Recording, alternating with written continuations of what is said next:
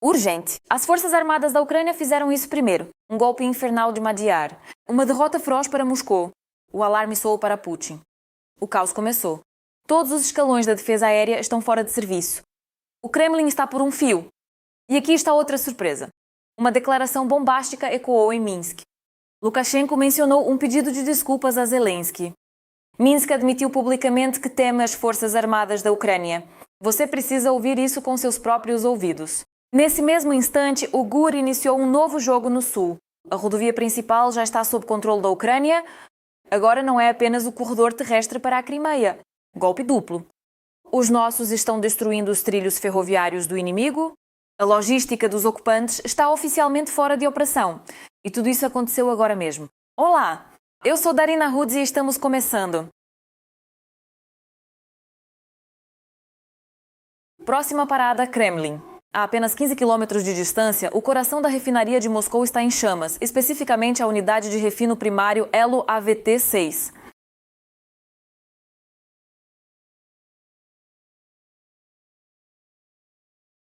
Acabou de ser atingido de novo? Toda a refinaria ali está queimando. O ataque de hoje a Moscou foi um dos maiores desde o início do ano e resultou em um impacto fulminante na fábrica, que abastece até 40% do mercado de combustível da capital russa e cerca de 70% das necessidades de gasolina de toda a região. Quanto mais Putin se recusar a encerrar a guerra, mais a Rússia queimará. Afinal, o próprio prefeito de Moscou confirmou o ataque à veia petrolífera da capital. No entanto, Sobyanin garante aos russos que apenas um drone danificou o local. Segundo ele, não há vítimas e os serviços de emergência estão trabalhando no local. Enquanto isso, as redes sociais estão repletas de imagens de um enxame de drones ucranianos cercando o santuário de Putin.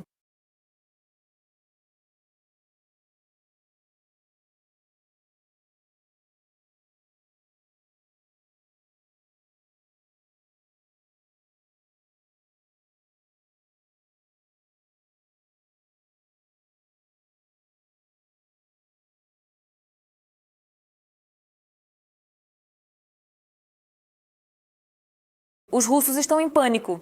A Rosaviatsia teve que fechar o espaço aéreo em caráter de emergência. 4 aeroportos suspenderam as operações imediatamente. Parece que as redes antidrones e até a defesa aérea multinível não salvaram Moscou. Além disso, deixaram os moscovitas ainda mais nervosos. A guerra eletrônica atingiu diretamente um prédio residencial. Em Elektrostal, perto de Moscou, há relatos de um incêndio em um prédio residencial devido à queda de destroços. Fumaça está sendo registrada nos andares superiores de um prédio no bairro de Pivnitny. E isso não é tudo. Na vila de Poltavska, na região de Krasnodar, na Rússia, há um incêndio em um depósito de petróleo após um ataque de drones. A empresa é um elo intermediário entre as refinarias da Lukoil e os postos de gasolina da região. Os pássaros de Madiar levaram mais uma dose de agitação para lá também.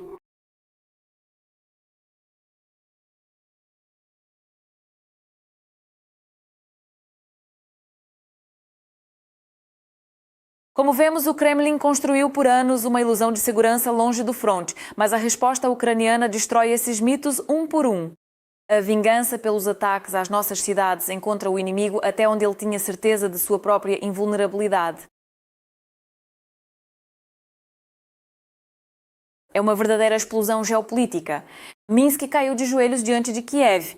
Lukashenko se desculpou com Volodymyr Zelensky e afirmou que não planeja ações militares contra a Ucrânia.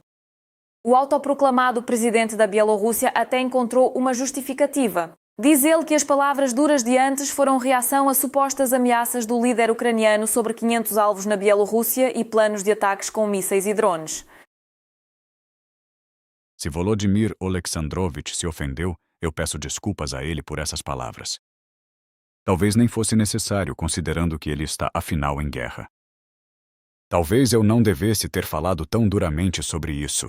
Mas, por outro lado, ele deve entender. Costumamos dizer, do jeito que cantam, assim será o funeral. Ao mesmo tempo, vale notar, sobre 500 alvos na Bielorrússia não falou Zelensky, mas o comandante de sistemas de drones, Robert Brovdi, o Madiar. Enquanto isso, o próprio Zelensky declarou o reforço da defesa da fronteira norte devido aos riscos vindos da Bielorrússia e da região de Briansk, na Rússia.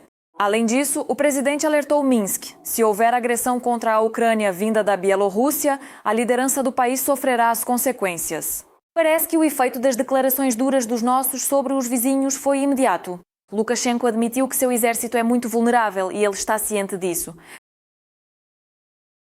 Se a Ucrânia atacar a Bielorrússia como ataca a Rússia, a Bielorrússia estará nas mãos das forças ucranianas, como na palma da mão. Será que Minsk está mudando o rumo para Kiev em vez de Moscou? Acompanhamos o desenrolar dos fatos. Agora é oficial, nestes minutos algo grande está surgindo no sul. O GUR praticamente assumiu o controle da rodovia principal Nova Kakhovka-Melitopol. Recentemente, forças especiais ucranianas mostraram a destruição de um caminhão de combustível inimigo e agora surgem sinais ainda mais intrigantes.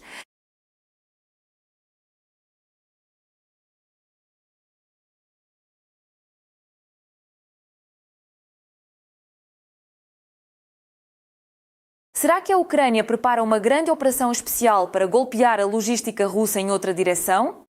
E, paralelamente, os nossos entram no coração da ferrovia inimiga. Agora, não apenas as rotas terrestres, mas também os entroncamentos ferroviários estão em ruínas.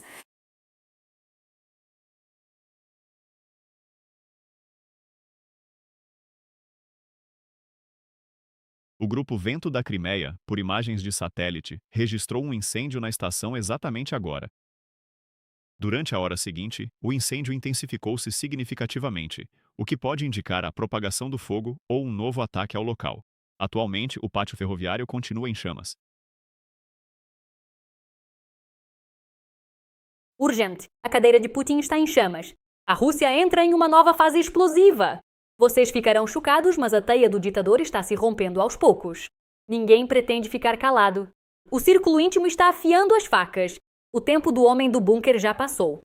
Detalhes chocantes vindos dos gabinetes. A luta pelo poder atingiu um novo patamar. O que se sabe sobre isso vocês devem ouvir primeiro. Putin manteve o poder por décadas, como se o tempo na Rússia tivesse parado e o próprio Kremlin existisse sob leis físicas próprias onde tudo obedece a um único centro de decisões. O sistema parecia monolítico, a oposição condenada ao silêncio, e quaisquer dúvidas se dissipavam rapidamente no ruído da propaganda. Mas até as estruturas mais fortes têm um limite de resistência. O que por anos pareceu um trono inabalável assemelha-se cada vez mais a um campo de batalha interno onde cada movimento pode iniciar a redistribuição do poder. Enquanto o Kremlin continua a exibir oficialmente uma unidade monolítica, nos bastidores parece começar uma matemática de sobrevivência bem diferente. O presidente da Ucrânia, Volodymyr Zelensky, afirmou que já não existe uma linha unificada no círculo íntimo de Putin há muito tempo. Lá, segundo ele, metade quer continuar a guerra, enquanto a outra metade busca silenciosamente o botão de saída, enquanto a economia russa entra lenta, mas firmemente em um estado que os próprios empresários preferem não nomear em voz alta. Segundo Zelensky, mesmo entre pessoas com muito dinheiro e conexões, entende-se cada vez melhor. A guerra não é mais estratégia, mas um colapso financeiro parcelado. E enquanto alguns no entorno de Putin ainda brincam de grande império, outros já contam silenciosamente os prejuízos e buscam um jeito de não acabar sob os escombros dessa estrutura. De fato, como sugere o presidente, o Kremlin hoje lembra menos uma fortaleza e mais uma sala onde alguns gritam "aguentem firme", enquanto outros já olham discretamente para a saída. E o mais interessante é que ambos os lados ainda são forçados a sentar-se à mesma mesa fingindo que isso é estabilidade. Recentemente, todos ficaram chocados com um evento noticiado pelo Financial Times. O sistema de videomonitoramento especial que vigiava a segurança de Vladimir Putin e seu círculo íntimo ficou subitamente fora de jogo. E enquanto as explicações oficiais soam secas e técnicas, cada vez mais pessoas fazem uma pergunta muito mais interessante. Quem e por que ousou desligar os olhos eletrônicos que protegiam os moradores mais importantes do Kremlin? Segundo uma das fontes, o sistema, que é independente das quase 300 mil câmeras em Moscou, só foi religado após engenheiros o verificarem minuciosamente. Tentaram isolar o sistema de segurança de Putin da internet. Tal pânico no Kremlin surgiu após a inteligência israelense coletar inúmeras gravações de câmeras de trânsito iranianas para determinar a localização exata do Ayatollah. Formalmente, tudo é explicado como preocupação com a segurança. Após histórias polêmicas sobre o uso de redes de vídeo por serviços secretos de vários países, Moscou teria decidido isolar sistemas estratégicos do mundo exterior. Mas nos bastidores políticos, suposições muito mais sombrias já estão circulando. Afinal, quando a segurança desliga subitamente seus próprios radares, surge uma pergunta lógica. Eles estão protegendo o local ou, pelo contrário, deixando-o sem cobertura? O sistema só foi reiniciado depois que engenheiros o verificaram minuciosamente, tentando isolá-lo completamente da internet, informou a publicação. Tudo isso parece especialmente interessante diante das declarações de autoridades russas sobre a vulnerabilidade da infraestrutura digital. O chefe do FSB, Alexander Bortnikov, admitiu de fato que a gigantesca rede de vigilância pode se tornar o ponto fraco do sistema. Mas muitos observadores estão prestando atenção a outro aspecto. Se algo extraordinário acontecer no Kremlin amanhã, a resposta já está pronta com antecedência. As câmaras não eram confiáveis, a rede estava sob ameaça. Problemas técnicos impediram o controle da situação. Uma versão muito conveniente para quaisquer surpresas futuras. E agora a principal intriga não é nem porque as câmaras foram desligadas. Outra coisa é muito mais interessante. Se em um estado onde o controle se tornou uma religião, os elementos mais importantes do seu próprio sistema de vigilância começam a ser desligados, então talvez a maior ameaça ao Kremlin não esteja mais fora de seus muros, mas em algum lugar dentro deles. No círculo íntimo de Putin, uma hostilidade oculta vem se acumulando há muito tempo. O ex-blogueiro pró-governo Ilya Remezlo afirmou que não descarta um cenário de remoção do ditador russo por meio de um golpe já no próximo ano. E isso vem de alguém que foi parte do sistema por muito tempo e depois mudou drasticamente de tom. Essas declarações foram feitas em uma entrevista a Ksenia Sobchak, uma figura frequentemente chamada de forma irônica no folclore político russo como a afilhada do Kremlin. Segundo Remezlo, o sistema já está ruindo e a principal causa da crise, em sua opinião, é personificada em Putin. A pessoa no topo, que controla tudo, é Vladimir Putin. Isso é óbvio. Todo mundo sabe disso. Remezlo também enfatizou que está se dirigindo àqueles que ainda estão dentro do sistema, mas que já hesitam. Ele fala em criar uma plataforma para quem tem medo de se manifestar contra Putin e pede que não tenham medo, sugerindo mudanças inevitáveis.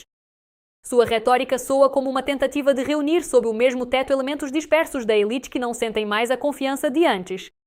Estou usando esta entrevista para falar com aqueles que ainda estão dentro do sistema. Não tenham medo, nós certamente venceremos. Resta pouco tempo e tudo será resolvido. Quero criar uma plataforma para aqueles que têm medo de falar contra Vladimir Putin. O próprio Remezlo prevê que a Rússia poderá passar por uma profunda transformação já no final de 26 ou início de 27. Ele não fala de um golpe clássico, mas de uma mudança silenciosa no sistema. Algo que lembra mais as viradas históricas de uma era do que uma luta aberta. Em sua interpretação, é um cenário onde o país acorda completamente diferente, sem tiros altos, mas com uma estrutura de poder totalmente nova. Será muito silencioso, como no ano de 1953. Acordaremos em um país diferente. Então surge um cenário bem conhecido na história onde o sistema fala a língua do controle, mas já vive sob a lógica de cálculos internos e negociações silenciosas a portas fechadas. O Kremlin ainda tenta parecer uma estrutura inabalável, mas lembra cada vez mais um mecanismo onde cada engrenagem não pensa em avançar, mas no que acontecerá quando a próxima quebrar. E em sistemas assim, o mais perigoso nem é a pressão externa, mas o momento em que todos lá dentro decidem ao mesmo tempo que a eternidade não faz mais parte do seu horário de trabalho. Neste exato momento, há um avanço direto para o Mar de Azov. As forças armadas da Ucrânia parecem ter conseguido o que até pouco tempo parecia quase impossível. As tropas russas são forçadas a recuar e a escala dos problemas dos ocupantes já é difícil de esconder até para os correspondentes de guerra russos mais leais. Eles mesmos admitem, certas partes do fronte se transformaram em uma verdadeira estrada da morte.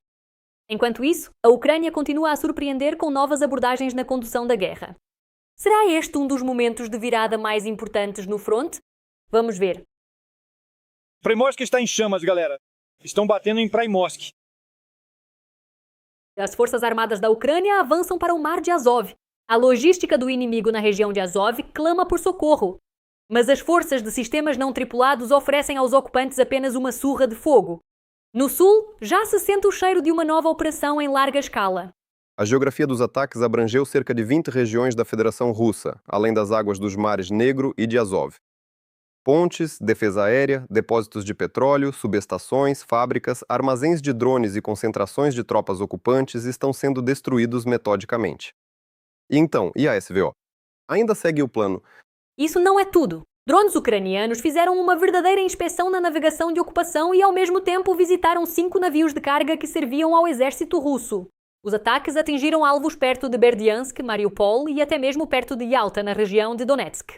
Para o Kremlin, isso é muito mais doloroso do que pode parecer à primeira vista.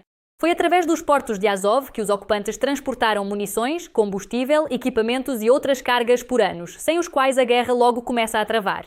Agora, cada viagem lembra cada vez mais uma loteria marítima, onde, em vez de chegar ao porto, pode-se encontrar um drone ucraniano. O simbolismo especial da situação é que esses mesmos portos eram usados não apenas para logística militar, mas também para exportar recursos ucranianos saqueados, especialmente grãos. Parece que, para parte da frota russa, a temporada de exportação está se transformando gradualmente em uma temporada de grandes problemas. E o Mar de Azov lembra cada vez menos uma retaguarda segura e cada vez mais uma zona de alto risco. Enquanto isso, o bloqueio de transporte da Crimeia ganha força. Os ocupantes tiveram que fechar outra travessia importante para a península, a ponte de Henichesk para o cordão de Arabat. E esta já é a segunda artéria vital que sai de jogo nos últimos dias. Para a logística russa, a situação parece cada vez mais um pesadelo onde há menos estradas e mais problemas. O chefe do Centro de Estudos da Ocupação, Petro Andriushchenko, relata que o ataque provavelmente atingiu uma das pontes na área de Henichesk e do cordão de Arabat. Combinado com os problemas na direção de Chonyar, isso cria um cenário extremamente desagradável para as tropas russas. O que até recentemente era considerado uma retaguarda segura está gradualmente se tornando um gargalo, através do qual é cada vez mais difícil passar tropas, equipamentos e munições. Isso parece especialmente doloroso diante da crise de combustível. Após uma série de ataques ucranianos a depósitos de petróleo e instalações logísticas, os ocupantes já enfrentam interrupções no fornecimento de combustível. Agora, cada nova rota bloqueada apenas intensifica o efeito. Dá a impressão de que a logística russa começou a funcionar sob o princípio: quanto mais longo o caminho para a Crimeia, menores as reservas nos tanques. E o mais desagradável para o Kremlin é que os problemas se acumulam simultaneamente de diferentes lados. Drones ucranianos caçam com cada vez mais confiança caminhões-tanque e de carga na retaguarda profunda, enquanto as rotas terrestres para a península ficam sob controle constante. E se antes a Crimeia era chamada de porta-aviões inafundável da Rússia, agora ela lembra cada vez mais uma ilha que, lenta mas seguramente, está sendo isolada de suprimentos. A situação também é inquieta na região de Donetsk. Os russos estão gravando recomendações para dirigir na rodovia Mariupol-Donetsk. Dizem que a velocidade não deve ser inferior a 160 km por hora e que se deve olhar atentamente para o céu para que não venha nenhuma surpresa. Vigilância máxima. Olhem para o céu. Não liguem música, não fumem cigarros, nem bebam café. A tarefa é olhar para o céu para que fique o mais claro possível que nada está pairando sobre suas cabeças. Não há paz para o inimigo nem mesmo onde eles esperavam uma retaguarda tranquila. Parece que os ocupantes em Mariupol e na região de Azov entraram em uma série interminável chamada Impacto, explosão, apagão. O que para a propaganda russa deveria ser uma vitrine de reconstrução, assemelha-se cada vez mais a um território onde a luz acaba com mais frequência do que surgem boas notícias para a administração de ocupação. O mais interessante é que o ataque à subestação não é apenas sobre lâmpadas em apartamentos. Para o exército russo, este é um golpe no próprio coração da logística. Rotas de suprimento cruciais para o fronte sul passam por Mariupol. E a ferrovia, na qual os ocupantes apostaram alto após os problemas com a ponte da Crimeia, sem eletricidade, rapidamente se transforma em sucata cara. Sem energia, não há movimento normal de trens e, portanto, surgem problemas com a entrega de combustível, equipamentos e munições. Como resultado, os russos têm que transferir cargas em comboios rodoviários. E aqui começa a parte mais desagradável. As estradas ficam entupidas com carretas e caminhões-tanque que se tornam alvos excelentes para os drones ucranianos. O resultado é um cenário bastante irónico. Ao tentar salvar a logística, os próprios ocupantes a transformam em uma longa fila de alvos potenciais. E junto com a luz, desaparece o principal mito do Kremlin sobre uma retaguarda segura. Mariupol, que a propaganda russa tentou por anos mostrar como símbolo de estabilidade sob ocupação, assemelha-se cada vez mais a uma cidade sob constante controle de fogo. E quanto mais as subestações apagam lá, mais difícil é explicar aos locais por que esta retaguarda tranquila vive sob as leis de uma zona de fronteira. O cenário para o Kremlin parece cada vez menos controlado. A costa de Azov, rotas terrestres para a Crimeia, logística de combustível e centros de retaguarda, tudo isso está se tornando um sistema onde cada nova artéria de suprimento dura só até a primeira falha. A propaganda russa ainda tenta vender a ideia da estabilidade, mas a realidade traz seus ajustes a cada momento. As cargas se movem mais devagar, as rotas ficam mais longas e os riscos mais próximos. E nesta nova geografia da guerra, a questão principal não é onde será o próximo ataque, mas quantas rotas essa estrutura logística aguentará antes de começar a ruir por completo. É realmente difícil de acreditar. A arma secreta já está na Ucrânia. Mísseis americanos que fazem o inimigo entrar em pânico antes mesmo do lançamento. Eles foram mostrados pela primeira vez. O céu ruge com o armamento. Drones com controle remoto a milhares de quilómetros são a nova realidade. Volodymyr Zelensky alimenta o medo dos ocupantes com novas declarações. Desenvolvimentos ucranianos de nível balístico que já deixam de ser apenas uma promessa.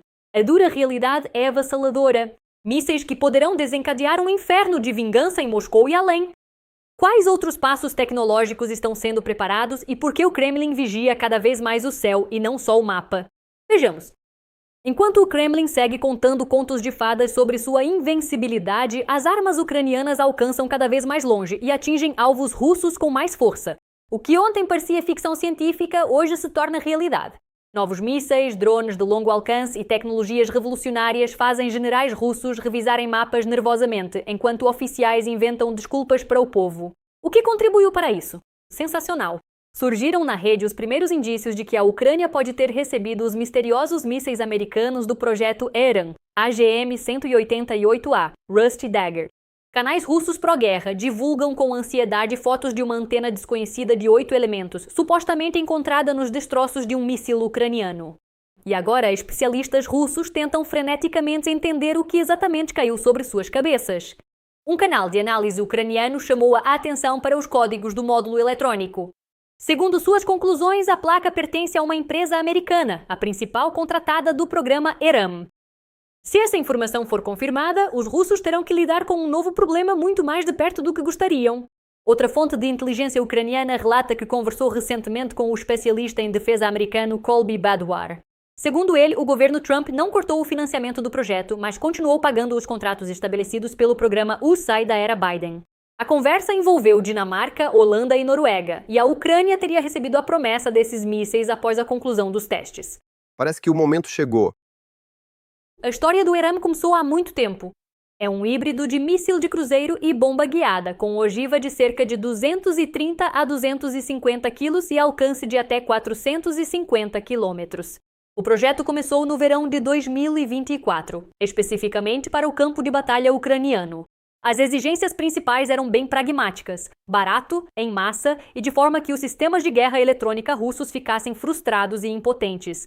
A transferência do ERAM foi discutida oficialmente ainda em agosto de 2025. Esperava-se que os primeiros mísseis chegassem já no outono, mas depois começaram os atrasos. Os prazos mudaram, as notícias sumiram e o projeto parecia ter evaporado no ar. E agora ele volta a ganhar destaque no espaço de informação. Na primavera, o analista militar Igal Levin divulgou imagens de testes do ERAM em caças americanos F-16, e agora há sinais de que essa arma pode ter finalmente chegado à Ucrânia. Se for verdade, as retaguardas russas podem enfrentar um período de muita instabilidade pela frente. O contrato inicial previa a produção de 1000 mísseis em 2 anos, cerca de 40 unidades por mês. Claro, os números no papel nem sempre batem com a realidade, mas mesmo entregas limitadas desse armamento podem ampliar muito a capacidade da Ucrânia de atingir a retaguarda próxima e média do inimigo. E isso é só o começo. As empresas de defesa ucranianas continuam surpreendendo até quem já se acostumou com surpresas tecnológicas. A empresa Skyfall apresentou uma solução que literalmente apaga a distância entre o operador e o drone. Se antes o interceptor P-1 operava com eficácia a até 30 ou 35 km, agora os operadores podem controlá-lo via internet satelital a centenas ou até milhares de quilómetros do fronte. O campo de batalha está cada vez mais perigoso para as equipes de drones. Os russos caçam ativamente os operadores usando drones, artilharia e meios de inteligência eletrônica. Por isso, os principais fabricantes ucranianos decidiram afastar os pilotos o máximo possível do perigo. Teoricamente, o operador pode estar até em outro continente e ainda assim controlar o drone de combate.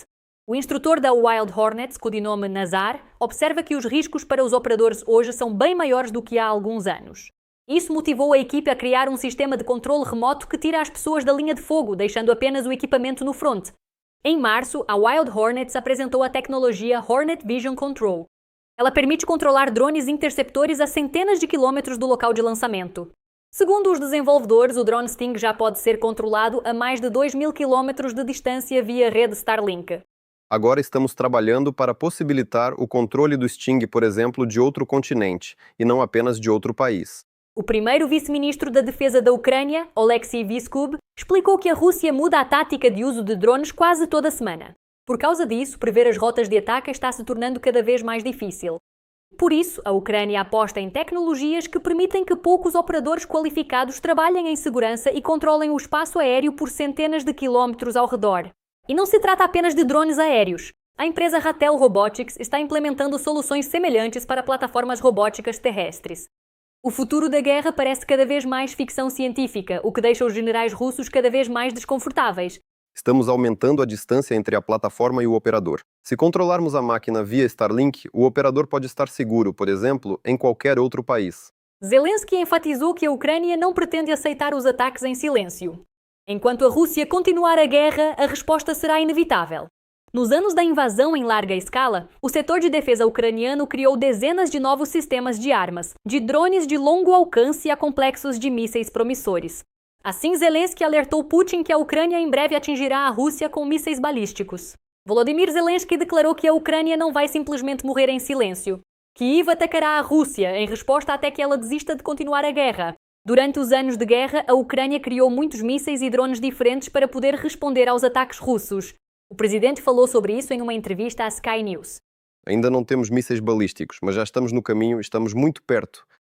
O presidente também afirmou que Vladimir Putin praticamente perdeu a oportunidade de encerrar a guerra em termos favoráveis para si.